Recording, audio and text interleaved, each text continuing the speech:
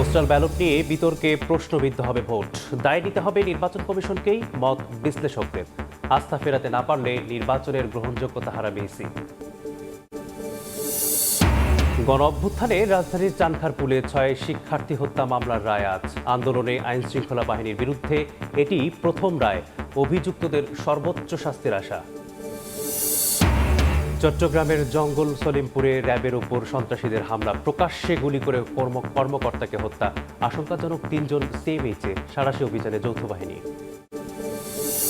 আগে যে কারিকুলামটা ছিল ওইটা চেঞ্জ হয়ে গিয়েছিল আমাদের বেলায়, তো আমাদের পড়তে অনেক সমস্যা হচ্ছিল। আমরাও একটা জিনিসে অভ্যস্ত আছি, নতুন কিছু আসলে না ওইটার সাথে মানিয়ে নিতে আমাদের একটু কষ্ট হয়।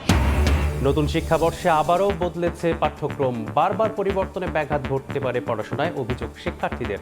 খাপ খাওয়াতে বেগ পেতে হয় মফস্বলের স্কুলগুলো।